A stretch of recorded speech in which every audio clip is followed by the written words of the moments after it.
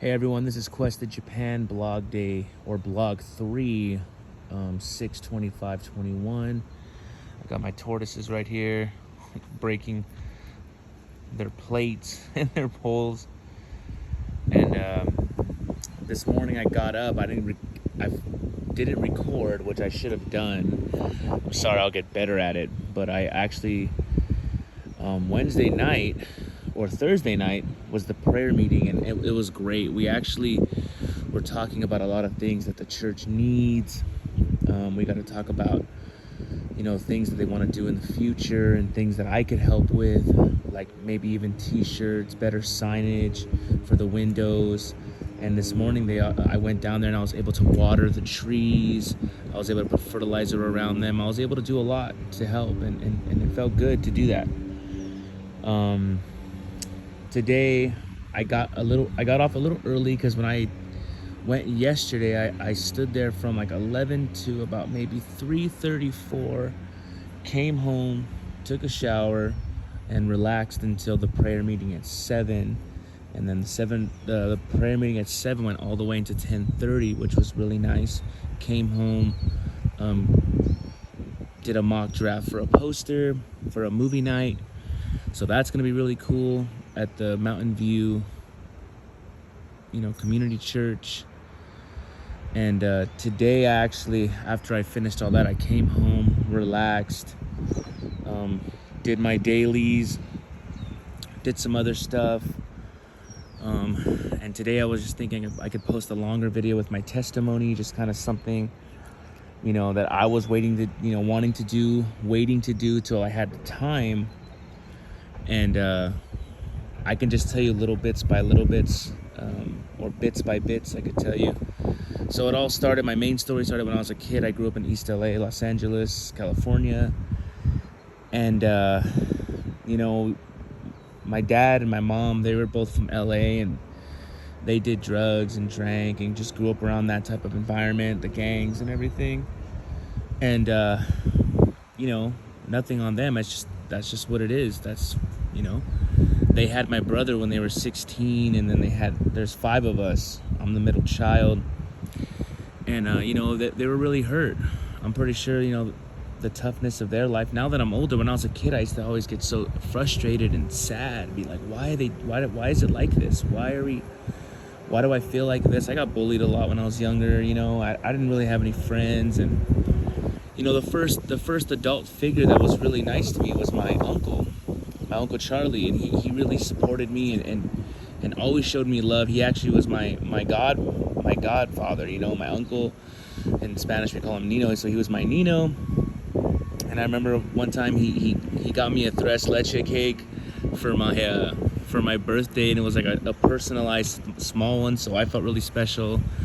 My mom always was extra nice to me because of, like, I don't want to say abuse, I don't like saying that stuff anymore, but from the stuff for my dad, he had a lot of pain. His brother was killed in front of him, and he's bipolar and had a lot of hate and anger, and I was so scared of him, and I forgive him now. It took the Lord, and it took a lot of time to kind of let that go, let that pain go. The years in foster care, and people calling me foster child, or like me sitting on the bus and like people throwing things at me, or like calling me this or that. They used to call me like an FAGGOT. They used to just tell me all kinds of obscenities, and it made me really scared of people. And I used to always look down when I would talk to other people, like I wouldn't be able to look people in the eyes.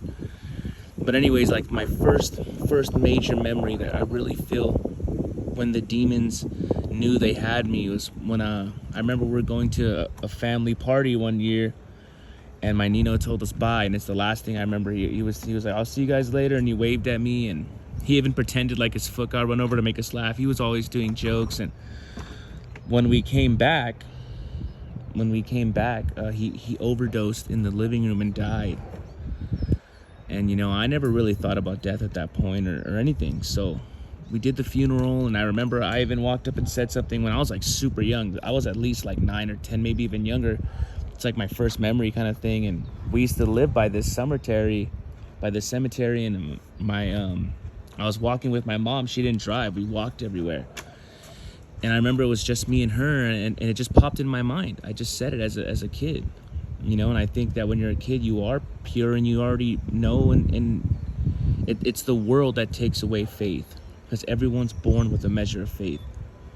And I remember just saying it, and I don't even remember, I just said it. I was like, I wonder what my Nino Charlie's doing in heaven.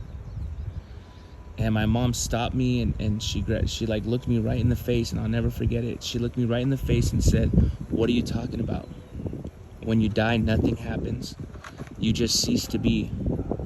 And I remember that moment. It changed my life. It made me scared of the fact that I will die one day. And I used to have like really bad panic attacks. I used to like run around the house screaming, and like my siblings, they didn't learn until like recently why.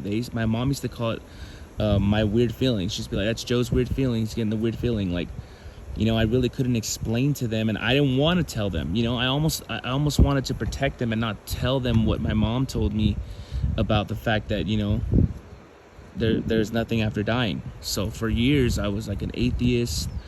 I didn't believe. I thought the idea of church and all that was really ridiculous, and that really seared my mind and scarred me for a long time.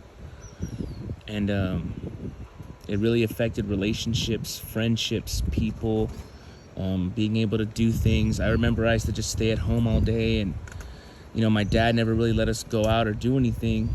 He was this angry man, but when I would go to foster homes and stuff, they would try to be friendly and nice, and I just couldn't function right. Anytime anything good would happen in my life, I would just hear the little voice in my head being like, "What does it matter? You're gonna die." I used to not like children because I would just feel so ugly inside, and I used to just like, I used to hate everybody. I hated everybody. I didn't know how to love anybody. I hated myself most of all. I just grew up hating myself for years and kind of going through the motions, and sometimes the panic attacks would go away for a few years, and anytime something good would happen in my life, boom, it would just come right again. And I would just remember I'd wake up in terror, and like in high school I tried smoking weed a few times, and like the first few times it was like, wow, it's blah blah blah, it's fun. When you're a kid, you don't really think about what you're doing. And I remember one time I smoked and I had like that feeling again, and I remember sitting there on the toilet with like the nastiest panic attack, and like all my friends and cousins are laughing, having a good old time, and I'm over here like drowning in fear, thinking time doesn't stop, I'm gonna die. So basically I'm already an old man and I'm gonna die. And I don't even know where those thoughts come from back then, but now I know it's from the enemy. The enemy does feed your mind, and they keep a very close watch of how your reactions are. So I stopped doing that. I stopped smoke. It was weed. I stopped smoking weed when I was like a sophomore in high school. And it's kind of funny because even though, the fear controlled me, I never drank. I've never been a drinker. I smoked for a little while, and then I didn't smoke after sophomore year. I was like literally a year of smoking, and that was it. So I've always been kind of lucky to, it's almost like a cursing. It's a blessing and a curse, because I would, I was kept out of harm, but it was all internal harm. And I think about God now and think about the things that he's done for me, and you kind of start to see, maybe it wasn't so bad. Maybe my childhood wasn't so bad. I was able to, I love my brothers, I love my sisters, no matter what, I love my dad and my mom, and I always remember my dad would be like, "Who's gonna get hit next? Who's next?" And I would always take their place, or try to, or I would say I'd go first, so he almost like his arm would get tired, so it'd be easier on my brothers. And I always, the only thing that ever scared me was dying. I always thought to myself, if I can just break free from this, I'd be able to do anything. And I think now, because of the Lord, I can. So I just wanted to give you a quick update. The video's coming up on 9:36. I didn't want to make them longer than 10 minutes, but I could do a part 2 of what happened after, like around when I was 16. That's when like the story with God really starts off. It was just telling a little bit about my beginning and my mind. But anyways, I just appreciate anyone who watches. The videos are going to get better, I promise. The quality's going to get better. In the name of Jesus I pray. Amen.